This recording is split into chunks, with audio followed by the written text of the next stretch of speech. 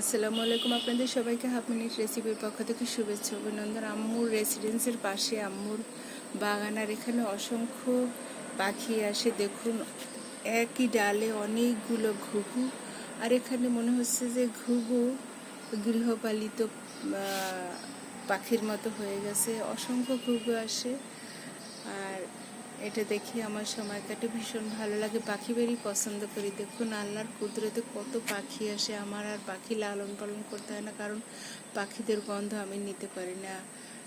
হাঁস মুরগি আমি একদম কাটতে পারি না, আমার গন্ধ লাগে, যার কারণে আমি মাছ মাংস খেতেও চাই না। আর এই যে দেখুন কত পাখি, মাশাআল্লাহ।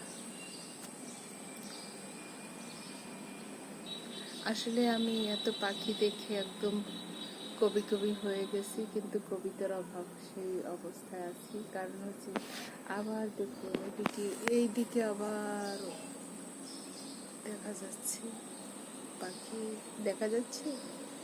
এটা কিন্তু একদম লোকালয়, প্রচুর পরিমাণে বাড়ি।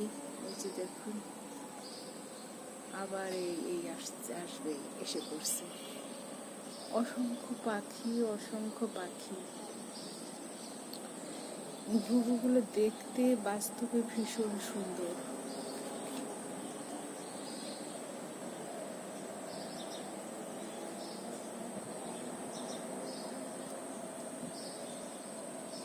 শহরের মধ্যে এত পাখি, আর এখানে এসে তারা প্রতিদিন বৃষ্টিতে ভেজে, তারপরে রোদে তাদের কাপড় শুকায়। এটা তাদের নিত্য দিনের কাজ হয়ে গেছে। আবার ডাস্টবিনে ময়লা ফেললে সেই ময়লা থেকে এরা খাবার কুড়িয়ে আনে। ভীষণ ভালো লাগে, মনে হচ্ছে যেন কবুতর।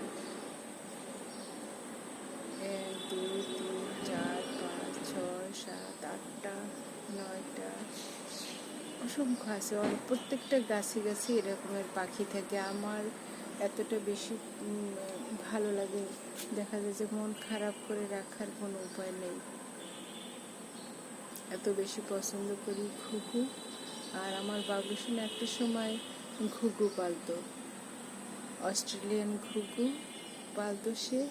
তো সে দুটো ঘুঘু এনে খুব সুন্দর করে লালন পালন করতেছে। সে অবশ্য ধরতে পারে না, মেড সার্ভেন্ট আছে, সে সব কাজ করতো। তারপরে একজন ওই সার্ভেন্টে পাখি ছেড়ে দিয়েছিল। তারপরে সে কি কান্না, তারপর আবার তাকে সে পাখি কিনে দিতে হয়েছে। সে পাখিও আবার উড়ে গেছে। যাওয়ার পরে সে কি কান্না, আবার সেই তার অস্ট্রেলিয়ান ঘুঘু, তারপরে এরকমের দেশি ঘুঘু সে পালতে চেয়েছিল, কিন্তু পরে আর পালা হয়নি যে কোনো কারণে। যার কারণে আমার বাবলু সোনার এখন আর পালতে হয় না, এখন পাখিরাই তার রেসিডেন্সের কাছে চলে আসে। আমার বাবলু সোনার রেসিডেন্সে অসংখ্য পাখি আছে। এই ঘুঘু পাখির জন্য মানুষ মরে গেল এত কান্না করেন। আমার বাবলু সোনার এখন তো চোখের পানি শুকিয়ে গেছে বলা চলে। এই যে ওনাদের জন্য কাঁদতে কাঁদতে শেষ হয়ে গেছে। এখন এরাই তার রেসিডেন্সের আশেপাশে এসে কান্না শোনায়। অসংখ্য পাখি, মনে হচ্ছে যেন কোনো গৃহে পালন করা পাখিদের মতো। ভীষণ ভালো লাগে দেখতে। এত ঘুঘু আসে যে সকালবেলা রোদ পোহাতে আসে।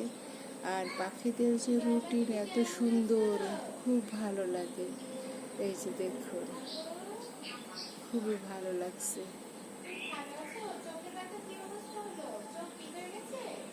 কত পাখি, কত পাখি।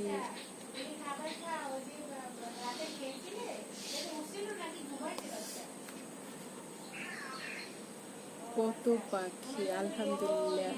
এত বেশি ভালো লাগে আমার পাখি দেখতে। আমি পাখি বেরি দেখেছিলাম সিলেটে, আমি বারবার বলি, কিন্তু আমার এত বেশি ভালো লেগেছিল পাখি বেরিতে। কিন্তু সে পাখি বেরি থেকে একদম দুর্গন্ধ আসে। কিন্তু আম্মুর আশেপাশে যে বাগান আছে, আম্মুর বাগান আছে, সেখানে পাখি আসলে এতটা গন্ধ আসে না। কারণ হচ্ছে এরা উড়ন্ত পাখি, আর ওখানে একদম পাখি স্থায়ীভাবে থাকে, এখানেও থাকে। কিন্তু ওই যে দেখুন, ভীষণ ভীষণ ভালো লাগে আমার। আসলে আমি অভিভূত এই পাখি বাড়ি পেয়ে আম্মুর আল্লাহর কাছে কৃতজ্ঞ যে এত সুন্দর মা বাবা, উত্তম এবং শ্রেষ্ঠ মা বাবা আমাদের দিয়েছেন। কারণ মা বাবা কখনো কোনো বিষয়ে জোর জবরদস্তি করে না। এই জন্য আল্লাহর কাছে অনেক কৃতজ্ঞ যে এত সুন্দর মা বাবার সন্তান হতে পেরেছে। এবং মা বাবা এত বেশি ভালোবাসতো যে প্রতিটা মুহূর্তে মা মা মা বাবা বাবা বাবা। এই যে আরও পাখি, এই যে দেখুন উড়ে যাচ্ছে, অসংখ্য পাখি, এত ভালো লাগে।